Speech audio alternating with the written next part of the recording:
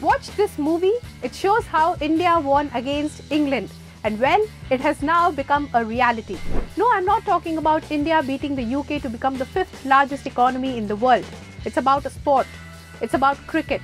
The Board of Council for Cricket in India, or BCCI, is the world's richest cricket club with a net worth of $2.25 billion, while England's cricket club is worth just $59 million. 2.25 billion versus 59 million. England laid the foundation for cricket. But the biggest cricket league in the world is not from England but from India, and it is the Indian Premier League. Not only the world's biggest but also the world's richest leagues. So how did India build billions of dollars worth of cricket empire? Let me explain.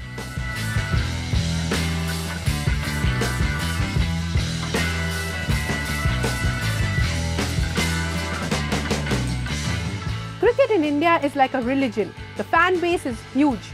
IPL is one such event. It is a series of T20 matches between 10 teams, each named after a major city or a state in India. So obviously fans are biased, they support their state and stay loyal to the team. The league had 505 million viewers on TV and digital platforms in 2023. The fan base is so strong that even during the pandemic, when the companies were struggling to meet ends, BCCI's revenue generated from IPL's 2020 season was at 4,000 crore rupees versus 2,200 crore rupees in 2019 season. This is a 100% rise, and the value of IPL is a whopping $10.7 billion. Let's take a quick flashback before we get into the economics of IPL.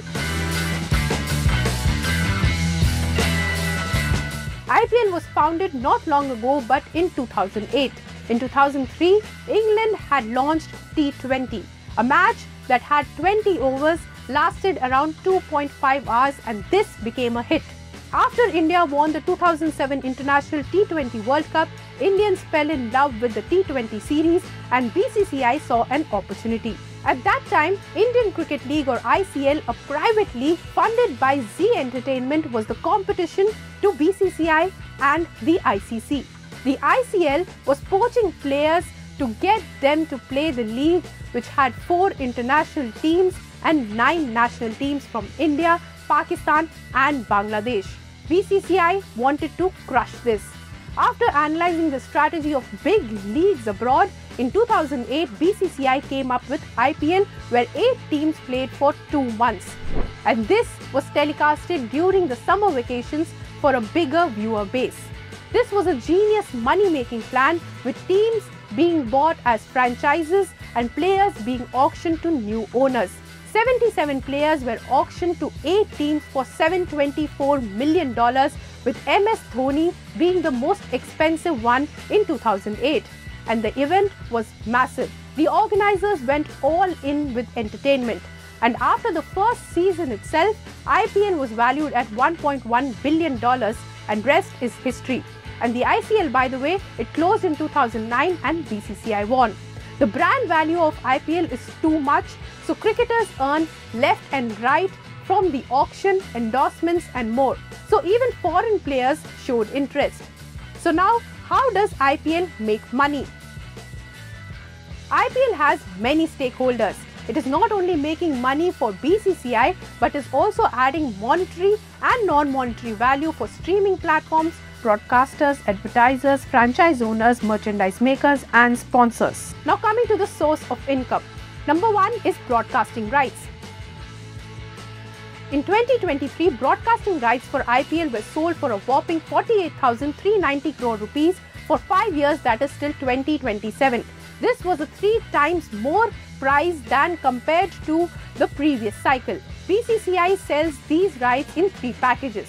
Package A, meaning broadcasting IPL on TV for India, was sold to Disney Star for 23,575 crore rupees. Package B, meaning broadcasting for digital, was sold to Viacom18 for 20,500 crore rupees. Package C includes broadcasting rights for special matches, and this was also sold to Viacom18 for 3,257.5 crore rupees. This was all for India, but IPL is also broadcasted across the world. These rights were sold to Times Internet and Viacom 18 for 1058 crore rupees. Now of this entire amount, 50% goes to BCCI and 50% goes to IPL teams, divided equally. Number 2, franchise auction. Whenever a new team is formed, the franchise is auctioned and big corporates bid for the teams. For example, Mumbai Indians is owned by the Ambanis. They bid for the team and all the money goes to BCCI. In 2008, 8 teams were created and Mumbai Indians bagged the highest prize of $111.9 million. At that time, this was 486.9 crore rupees. In 2021, new teams were added, Gujarat Titans and Lucknow Super Giants. And if you check the brand value of all these teams now, it is shocking. Number 3, central sponsorships. These are of 2 types, title sponsorship and official sponsors. Title sponsor is the biggest sponsor of the event. As of now, Tata holds the title sponsor position for IPL. In 2008, the title sponsorship was taken by DLF for 40 crore rupees for 1 year. This year, Tata bought the title sponsorship for 500 crore rupees per year till 2028. So this went from 40 crore rupees to 500 crore rupees in 16 years. Now coming to IPL's official sponsors. This year, BCCI sold the sponsorship slots for IPL to My 11 Circle, RuPay, Angel One and SIAT for 1,485 crore rupees. 50% of the sponsorship goes to the BCCI and the rest goes to all the teams. There are categories in this too. In 2019, Paytm signed a deal with BCCI to pay 326.8 crore rupees for umpire sponsorship between 2019 to 2023. This is not yet confirmed for this year. Then there is timeout sponsors, which is SIAT, and Saudi Aramco sponsored the orange and purple cap for 65 crore rupees in 2022, and for this year it is to be decided. And for all this income, BCCI used to pay zero tax till 2022. In 2023, the IT department denied exemption to BCCI and last year it paid a tax of 1,159 crore rupees for FY22. Now coming to the teams. Number 1 is prize money. The prize money for IPL 2024 winner is 20 crore rupees. Now you might think that this revenue is the biggest source of income for the teams, but this is not true because the prize money is too less compared to the amount that the franchise owners pay. So the prize money is not that important for the teams, but it is the winning title. If the team wins, it gets popular and the valuation of the team increases, and then the franchise owners can sell stakes for these teams and earn money. For example, for Rajasthan Royals, major stakeholder is Emerging Media, and Lachlan Murdoch and Redbird Capital are minority stakeholders. Number 2 is team sponsorships. Teams also get sponsored by the companies. These companies that you see on the jerseys of the players have paid the team to get their logos there, and all of this money goes to the teams. There are many categories for this too, and this is 20 to 30% of the team's revenue source. Number 3 is ticket sales. Nearly 80% of the revenue goes to the home team. Say if the match is in Delhi, then 80% will go to Delhi Capitals and 20% will be divided between BCCI and the sponsors. Number 4 is team merchandise. The merchandise is one of the smallest parts of the team's revenue.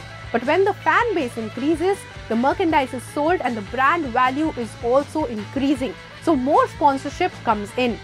And lastly, broadcasters earn from advertisements.